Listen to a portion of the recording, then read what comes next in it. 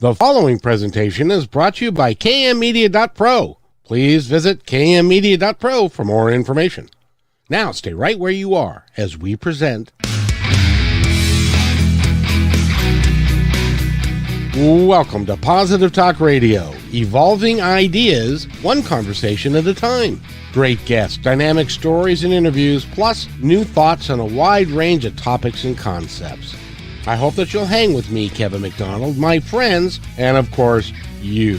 As together we work to understand why we are all here and what we can do to make our world a better place for all of us. To be happy, be kind, and live in peace together. Yep, that's Positive Talk Radio.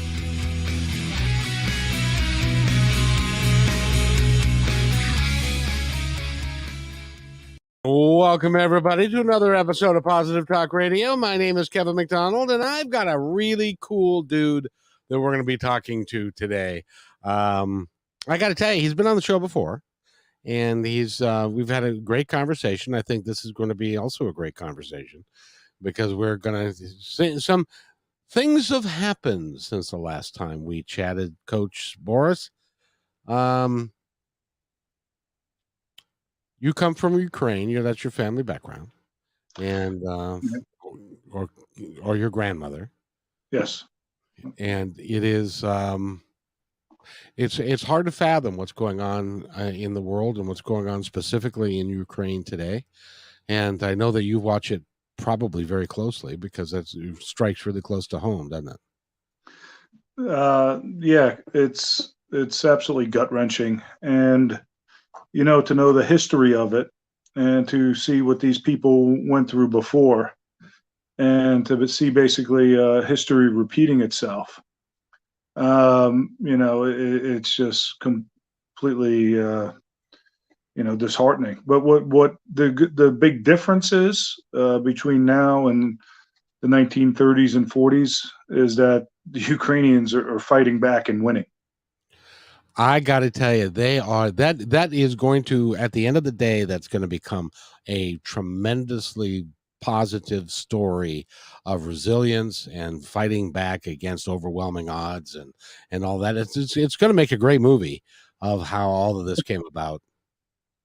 No, absolutely. And, it just kind of shows you how, we still have this evil that's lurking just below the surface.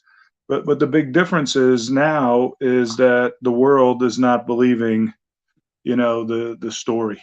Back in the 30s when Stalin brought about the Holodomor, the Great Hunger, the Ukrainian genocide, the world didn't believe it. Reports would leak out. But, who was it at the New York Times? What was it? Walter Duranty. I might be misquoting that name. But they kind of covered it up. And it never got out, and people just kind of thought, well, that's just a local thing.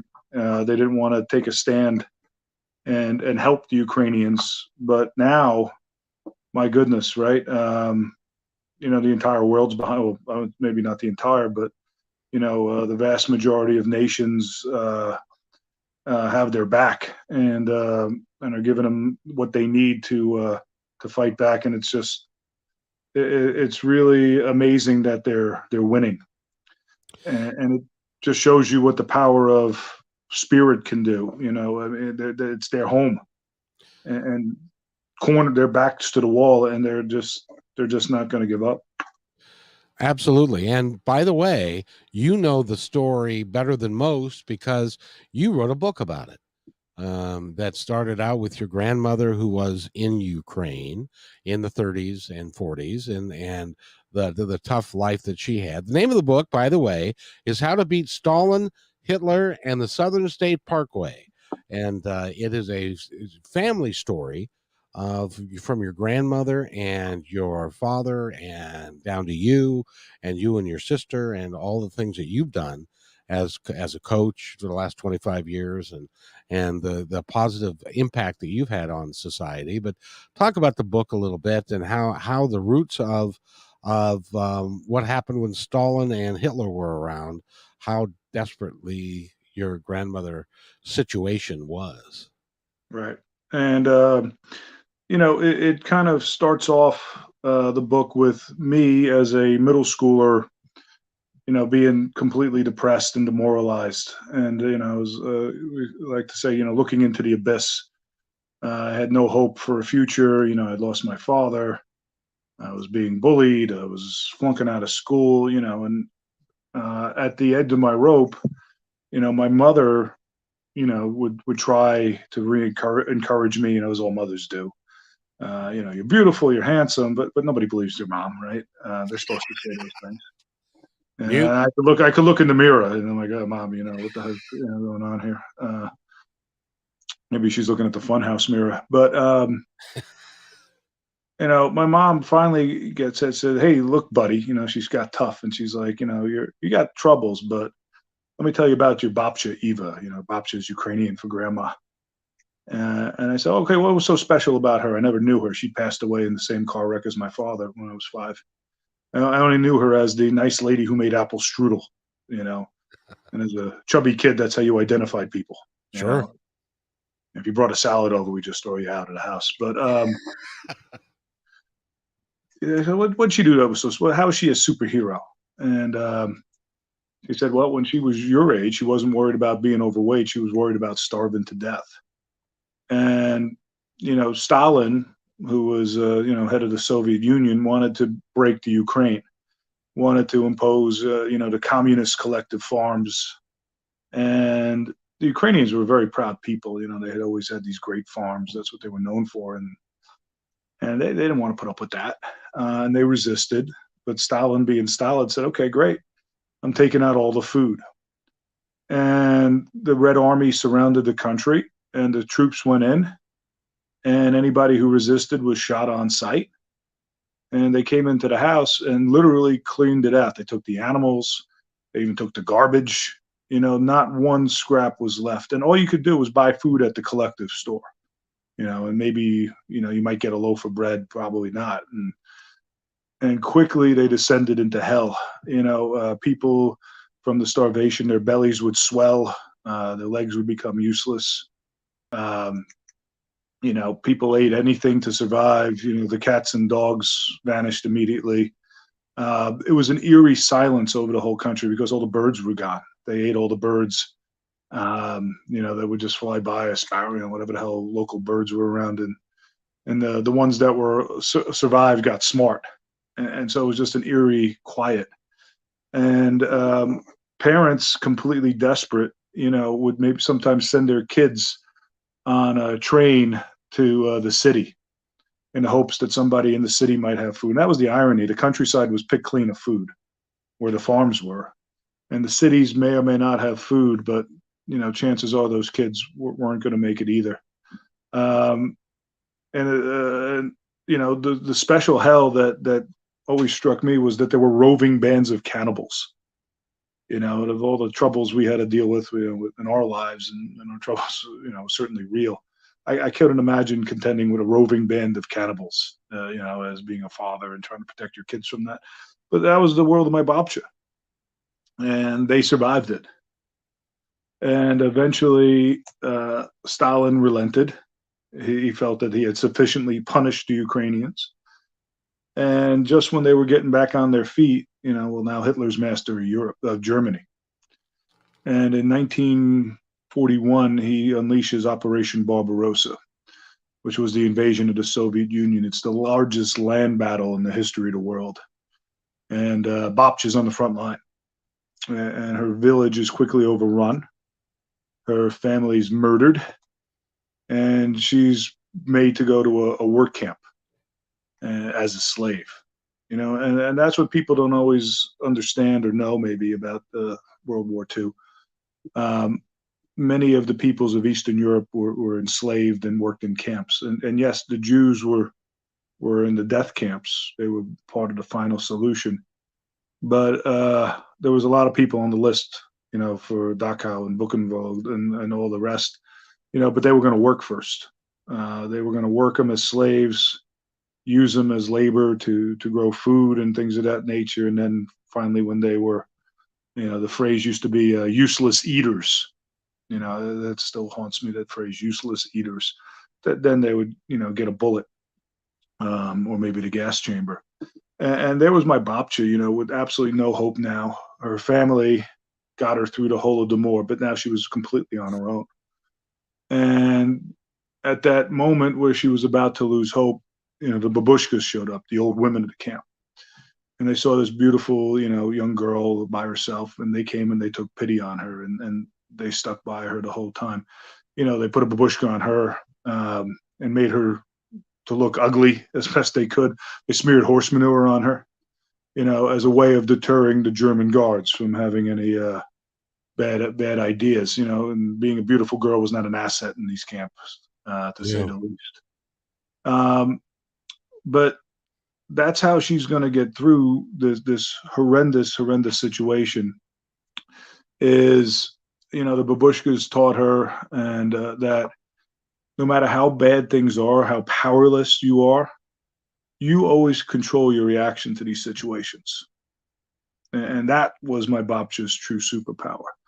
That her revenge for all these horrors that the dictators inflicted on her was that she was going to have a great life, and that she was going to get out, she was going to survive it, and she was going to have kids and grandkids that were going to have great lives. And that was going to be her mission, that she was not going to let these people erase us from history, and that she was going to resurrect the Borys family, and she did. And my God, as a kid hearing this, you know, I was on fire, and now thinking back to these stories in context of what's happening now, there's the Stalin, Freudian slip. Putin's out of his God blessed mind. I knew I'm like, these people aren't going to quit. No. They're not. I mean, it's just preposterous. It's just, that's what happens when you become a dictator and you just talk to yourself and you're surrounded by yes men. You become demented, and you're not thinking clearly. The It first is. line, yeah, go ahead. Yeah, I'm I'm sorry. just going to say it is so sad that in this day and age, we're talking about 2022, that there can be still one guy who's in control of a major country and a nuclear stockpile can affect what happens in the entire world, in a hugely negative way. And I hope I've heard reports that he is sick. I know he's mentally ill, and I hope that he is also physically ill, and that he will no longer be in power one way or another fairly soon, because it's horrible that can still happen in this day and age with all the technology we have, with all the cool thing is that they can't lie about it anymore, and they can't hide it. We're finding they've already charged Russian soldiers with war crimes, which I think is Hmm. needed. I wish that those people hadn't had to die, though. Um, Yeah, it's just absolutely, and that's why democracy is so important. I agree. Our democratic republic here, and we've. I'm not going to get into all that, but I'm just going to say you need checks and balances. You need a slow moving process. You need clearer heads to prevail, and that's kind of like what my whole book is about, is trying to bring people together and realizing that all this is an absence of love. Yes. It's an absence of compassion, and it's an absence of community. And, you know, and just not understanding history too. Like the Ukrainian national anthem, and my translation is going to be off a little bit here, so forgive me. We You, won't know. you won't know, and I'm not born. I'm not born over there. I don't speak the language. I was born in the Bronx of all things. So a native Ukrainian might slap me. But the first line of the Ukrainian national anthem roughly translates to "We're not dead yet." So when you're fighting a group of people, and that's kind of their slogan, they're like, this is going to be tough. And I think it had something to do with Zelensky's background. You know, he was a comedian, um, and people kind of looked at that and said, "Oh, this guy's a joke. He's an actor, he's an entertainer." Um, what's going to happen when the rubber meets the road? But what people don't always understand about comedians, they're actually quite smart. They have to And be. he was a lawyer too, so he's not a dummy. And toughness kind of transcends professions. It doesn't, just because you like to make people happy doesn't mean that, when your back's to the wall, you're not going to fight. And I think the plan was that, after 1 or 2 days, Zelensky would flee. The government would topple. He'd install a puppet, and he would, continue, and it wouldn't be a very high death count, and he would just get an easy win, and the United States would just kind of shrug it off and not do much because we didn't want to get into a nuclear war, right? Who could blame us? We didn't do very much when he took Crimea. No, Um, no, we didn't. so, I mean, this is just a horrendous miscalculation, and yeah, even though I think the Ukrainians are going to win, like cities like Mariupol's not there anymore. Kiev is dead, and as the Ukrainians have pushed people back, they're now going back into the towns and cities and finding it all booby trapped. Hmm. And they're uncovering mass graves. Well, those mass graves are built on mass graves from 50, 60, 70 years ago. I feel so sorry for the Ukrainian people. They've gone through so much over the last 100 years, and it's been awful for them. And but that's the resilience of the human spirit, because they're not going to give up. And fortunately, we as a country are in a position. I don't know if you've heard. You've been at work all day, but the Senate just passed another $40 billion in military aid to Ukraine, and the president is going to sign it this afternoon. So we are helping them without putting boots on the ground, which hopefully we won't. Hopefully they'll be able to stand up to the point where he can drive out Russia without having to do that. But because I would hate for us to go into World War III and for it to become a huge, huge deal again, because it'll affect my kids and your kids and everybody else on the planet. So No, I agree. I think Biden, and you may or may not like all the things Biden does, but that's beside. But I think with Ukraine, I think he's got it just right. Um, and you could say maybe he could give more aid or send tanks or whatnot. But yeah, we can't start World War III, but we can't look away. no, And some other externalities, that Putin didn't intend, like Sweden and Finland are going to join NATO, and the sanctions, like very real sanctions, are just crippling their economy.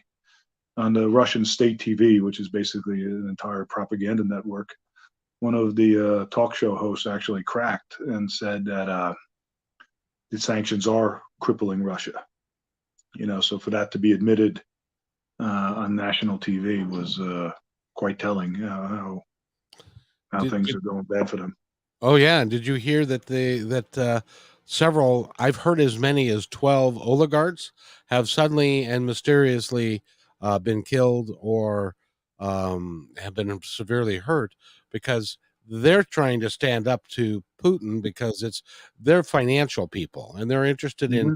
having a lot of money, and you have to have a healthy economy to be able to do that. You can't be wealthy if everything's in shambles. So it'll be interesting to see, but we just don't learn from history. It's amazing to me, but we don't. And with the oligarchs and all that, like we think right now the Russian government's like our government or the British government or the Canadians or something like that, and we treat them in kind, but that's a mistake. It's a kleptocracy. It's as if the mafia took control of a government, and Putin's the crime boss, and the oligarchs are all the capos, or whatever mafia term you want to apply there, and everything runs through him. So and yeah, if you step out of line, excuse the phrase, you're going to get whacked. Yeah. And we're seeing an episode of The Godfather play out. We are indeed. We are indeed. But we are fortunate in that things are okay here for the moment. And but I want to focus more on you and the book and your story, because it is a story, one of resilience from your grandmother. You lost your dad at an early age. It was sad that they were both killed in the same car accident when you were 5. Yes, sir. But you have become, your episode that I put up has been downloaded a bunch of times because you have impact in the world. You have created this from nothing, basically. So you've done a really nice job. You've been a coach for 25 years. You've helped a lot of people, and that's part of who you are these days, isn't it? Yeah, it's my way of trying to give back, and and coaching and teaching all these years has been my effort. And in the book, and trying to do motivational speaking is trying to take it to another level and reach a wider audience. Like I'm talking to like wonderful people like you, and hitting an audience in Seattle that I never would have, if I just stayed a teacher, never would have gotten to access.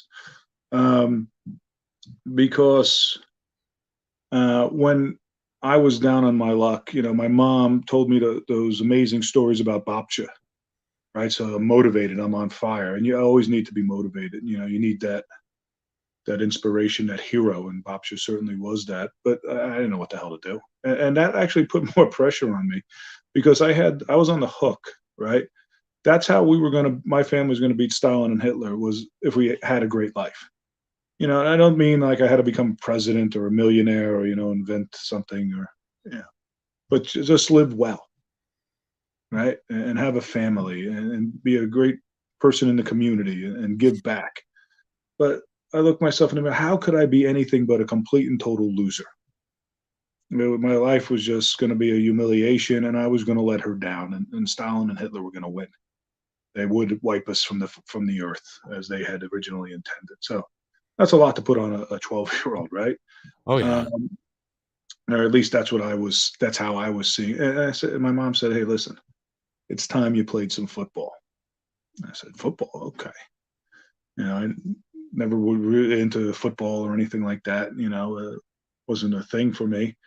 And my mom pushed me towards the high school football program because she knew what kind of men were running it, and she knew what kind of values they had, and that they weren't just trying to win games. Of course, let's put it this way: every high school coach I know is trying to win games. Sure. Losing's terrible, so let's keep it real. But they were trying to make great men, and that's the thing. By trying to make great men, you wind up winning games. Don't put the cart before the horse. And she knew that if I was around them and on the team, that they could help turn my life around. They could give me a way to actualize Hmm. what Bapsha had wanted. And the very first practice, I get out there, and I'm a chubby kid. I've never moved. I was just sitting on the couch playing video games or Dungeons and Dragons or something. And they're like, "Okay, run a lap." And it was like the whole perimeter of the school. It might as well have been to the moon. And I'm about 100 yards in, and I have to stop walking. I'm dry heaving and gagging. Oh my God, what did I get myself into? And the captain, this kid Jason, doubles back. After he finishes his run, and gets me and says, "You're not quitting. You're part of our family, and we're going to get through this together." And drags my chubby butt across the line. God knows. And that, oh my God, this guy cares. And it was life changing.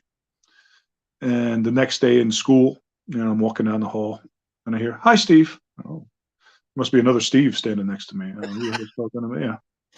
And again, it's Jason, some other guys on the team. They're like, "Hey," I'm like, "Oh my God, I'm a person." People notice I'm alive, and that was just the culture. Yeah, I was terrible. I was the worst kid on the team. So it wasn't like I was doing something for them at this point. It wasn't like, oh, they were doing it because it was the right thing to do, because I was part of the family. Just like those babushkas helped my babcha out, Yep. and that gives you hope for a better tomorrow. And it also, gives you a chance. And that's what anybody wants, is just give me a chance. Just give me a fair fight. And that started to turn the tide for me. I remember coaches called me into the office one day, and I thought, oh my God, I'm getting cut, right? 'Cause, it was getting comical. Like, I didn't even have a belt. I was too heavy. They ran out of extra large belts. And so every time I got hit, my pants would fall down. So it was like right out of a cartoon. I'm like, they call me in, and I'm like, okay, they're gonna dump me in the garbage. But instead of that, the coach says, hey, just keep trying. It's gonna be worth it. You're gonna figure it out.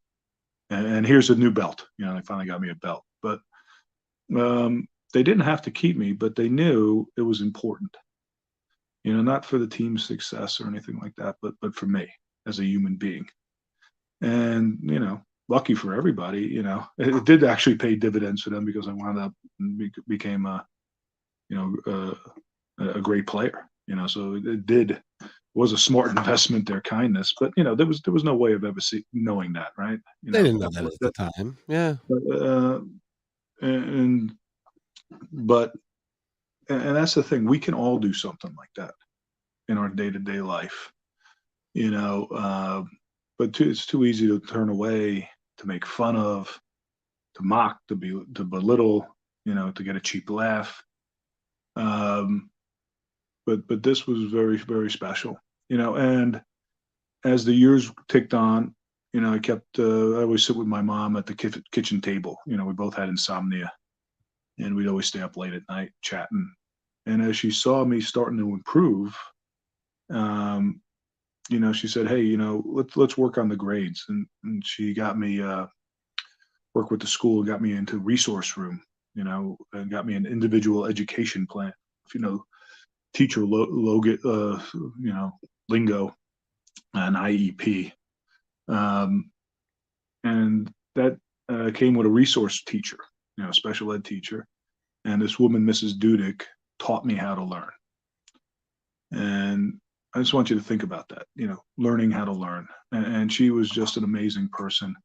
She was about 5 foot nothing, maybe 100 pounds. She'd have to jump up on a chair to yell at me, and she'd twist my ear, and she's like, "You big son of a gun, let's go." Oh, I don't want to do homework, and I always saw homework as a curse, as a punishment. Like, what the hell are these teachers making me do? They're Stalin and Hitler, right? And she's like, "No, dummy. This is a ladder to success. This is a life-changing opportunity." And how do you want to look at it? Do you want to look at it as a torture of Stalin and Hitler? Great, that's your choice. Or you can choose to see it as a blessing, as an opportunity to take a step closer towards your goal. Oh my God. So once you change your mind, it's a whole different world, right? Yeah. And, and my mom and she started setting goals. She's like, okay, you're going to go to a great college, a football scholarship, you're going to meet a beautiful girl, you're going to, have kids and live happily ever after, and blah, blah, blah. I'm like, you know, this was still kind of a preposterous thing, especially, 2 years prior, right? You'd think she's crazy. You think she's on drugs. I was the exact opposite of all these things that she was talking about, but we kept chipping away. And sure enough, her dreams that she set out for us were coming true. And it was almost miraculous. And then my junior year, I remember the principal came, knocked on my classroom door. I was in mechanical drawing. I don't know if that's a class anymore, mechanical drawing, but yeah, that's how old we are, right? Yeah, no kidding. But and I was like, oh, this is it, because I had always known the principal. Anytime a college scout would come, from a college recruiting, he would always come, knock on the door, bring you down to the office. It was a big deal, and like, this is it.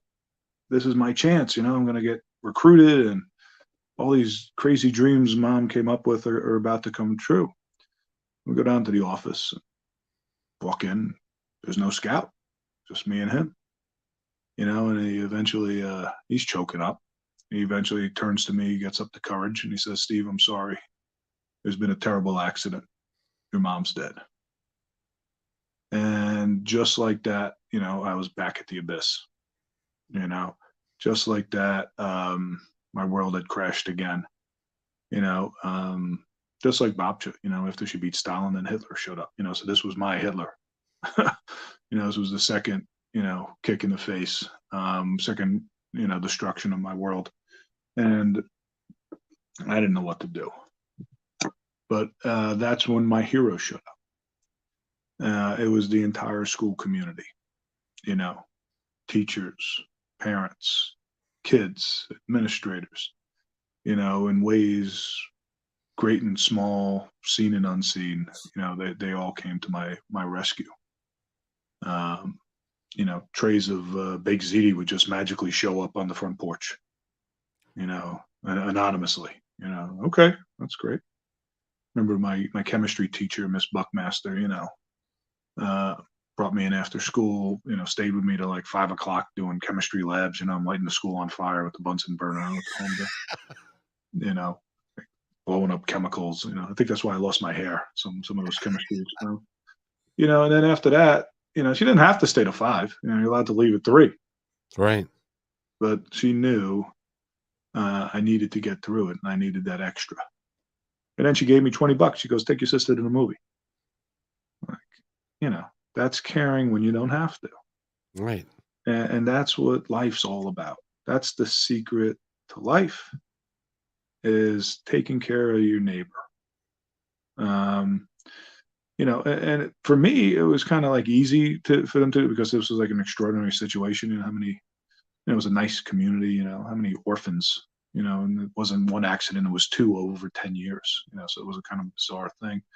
So it was kind of, we kind of got to start doing that before, and just checking in on people and say hi, and not just text or tweet at them or something like that, and start doing. And that's why I got into coaching and teaching and working in youth programs and other things like that, is just trying to build a community and trying to give not just kids but adults, a place to belong. Because it saved my life.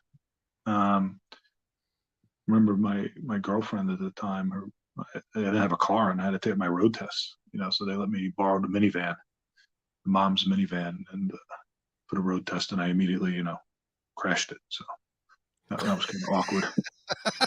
Yeah. So sometimes it backfires, but Yeah, but there is insurance companies, and that's why those are there. But it's, and how did it feel when, well, were you able to recognize, because you were dealing with a lot of grief when you were a junior and you found, and after your mother passed, were you able to recognize at that time the community's involvement with you and how important you were to them at that time, or was it upon reflection later on that you recognized that?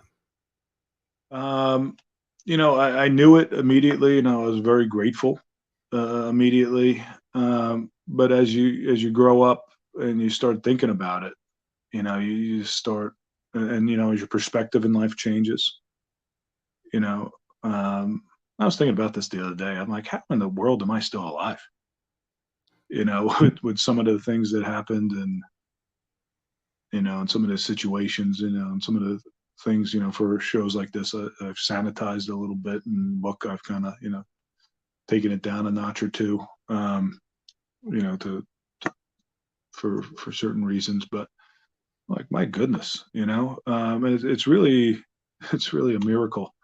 Um, but it was people showing up at the nick of the moment, nick of time. And the other side of that, though, was also I had to be smart enough to accept the help. That's a key. That's a key. And that was, I think, the great gift my mom gave me, was she made me realize that if you want to get somewhere in life, you're going to need help. You're going to have to be humble. You're going to have to, a phrase we like to use now, um, the guy I work for now, Coach Hassett, take the coaching. And, it's just, then I think that's the difference between successful people and people who don't get to where they want to go. Um, And I think that was the case with my sister, you know, who was in same spot as me. Um, she never got involved in sports. She never got involved in a theater group, or some other positive program. Because that's like another point I want to make. It's not just sports that save lives. There's so many great things out there. Like my daughter's not an athlete. She got into theater. It's the same thing. Mhm. No, 99.9 not going to go to Broadway. But it's the light crew has to do their thing, and the soloist has to be there on point, and the people who made the set. It's a whole group coming together to create something greater than you could ever on your own. Exactly. It's a And team. that's what a family's about too. Um, people say, well, you become a parent, it's a sacrifice. It's not a sacrifice at all. It's a choice to become something new, something beautiful, and something extremely powerful. Um, and it's the same lessons, so you learn from the theater. There's one big difference, theater and sports. When you're doing the soliloquy from Shakespeare, nobody's trying to tackle you off the stage. So That is true. who That we that got? is, but it I'll can give still one be move. it can still be frightening if you're doing that soliloquy and you forget it, your lines right in the middle of it on stage in front of a bunch of folks. Oh yeah, That can be scary as well. and I've seen like a lot of this stuff. Like get excited. Do like if you're not an athlete, you can't sit. Do the chess club, right? Do the art club. Do whatever. I saw one school has like a robot team. They're all like doing robotics. Well, that's cool. Let's That's go. You gotta go check on those people once in a while to make sure they're not making a Terminator. exactly. But now, Coach, you did go to college, and you did get that scholarship, didn't you? Yeah. So I played my senior year, and we got through that, and it wasn't it was gut wrenching. Being on the field, and we had Parents' Day, which my mom was really looking forward to. It's a great ceremony. You walk down the 50-yard line with your parents. The whole place claps, and it's a beautiful ceremony. It sucks if you're an orphan, and so it wasn't. Um, it was a very bittersweet season, and but I did play well enough to get into Fordham, and get money to go play at Fordham, up in the Bronx. Kind of went back to where I was born, and everything that she had mapped out came true. I went to a great college. I got to play college football, and I earned money for that, by playing. And I met my wife in college. And I have beautiful kids, and you know doesn't mean my life has been perfect. There's still been trials and tribulations, as there is in any life. Hmm. But you know, the, and that's what I'm trying to pass on with the book, is that you get this inspirational story of Bobcha, but then you got to come up with a roadmap. You have to have a plan, and then you got to be brave, to follow through, especially when you have setbacks, and you will have setbacks. Everybody does. And then you got to be humble slash smart enough to get help. Hmm. To take the coaching, and whatever assistance you need. Whether it's going to college, and for a degree, or if you need therapy, or this, whatever it can be, finding a mentor. Um, you know that's going to be the difference. And so that's the goal of the book. Is I just had one of my students read it in class. She saw it. I told everybody about it, and she read it, and she came in, and she gave me a hug, and I was like, oh my god, this kid hadn't talked all year. And she's like, thank you. She's like, I haven't gotten out of bed. She just comes to school and goes to bed, at 3 o'clock when she gets home. And she's like, I've been doing that for like a year. And she goes, I read the book, and now she's like, oh my god, I can do it too. She's like, I don't have to Awesome. be, she's like, I have real problems, but like, what your Babcha went through, what you went through, she's like, I can do it. And, you know, if we change her life and this helps her go and realize her full potential, then it was all worth it. Hopefully we change a million lives, right? Yep. But just that one kid, if you get that, that's what it's all about. Just taking it one person at a time, trying to help and change one person at a time, and trying to leave the world a little bit better than you found it. That's literally all you can do, is one person at a time. And the cool thing is about you writing the book is that, Steve, there are going to be people out there that you will never meet, who you will impact their lives to a great degree. And that is exciting all by itself. Yeah, I really hope so. I really hope it can help, and it's the only way I can give thanks to the folks who helped me, and to try to fulfill Babcha's legacy. Well, and also 25 years of teaching and coaching. You've got kids that are now okay, they're now in their 50s that you taught. Or they're, let's see, 25 years. Yeah, no, it's possible. They're in their early 40s. You're in their, yeah, in their early 40s, that Yeah. you had an impact on what happened to them, and the things that you instilled in them as both a teacher and as a football coach. They will remember that. Hell, my football coach is 80 years old, and he's I will always have remarkable stories about him that has impacted and positively affected my life in numerous ways.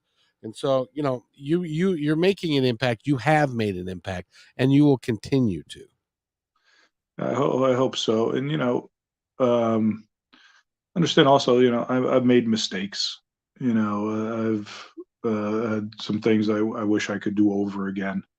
I'm far from perfect, and you know, there might be some kids out there, who knows, who might think I'm Hitler or Stalin because I give them a bad grade, or didn't give them the position they wanted, or I couldn't be at my best for them. And I just hope they see that as a motivation, to overcome whatever the heck I did to them, and not see me as the excuse, for what they don't have in their life. Because I certainly know I'm not perfect. And that's like the one thing, the big takeaway, I got from my mom, was about excuses. She'd always say, you can have what you want, or you can have excuses why you don't have it. And my babcha had some very real great excuses to roll over and die. I had some great excuses, to go, as Chris Farley used to say, go live in a van down by the river. I don't know if you're a Chris Farley fan at all, but that was my favorite sketch of his. And and people would have been very sympathetic. Yes, we understand. Yes, you crawled into a bottle, you got into bad trouble or something or else, or dropped out of school. Yes, we understand. Yes, you had a tough life. Or you can use it as motivation, Mhm. to get what you want. Everybody has got everybody makes mistakes, everybody's has issues, everybody's had some sort of dysfunction in their life. It's how you choose to deal with things is makes the difference between whether or not you're going to live the happy life that you would like, or you're not.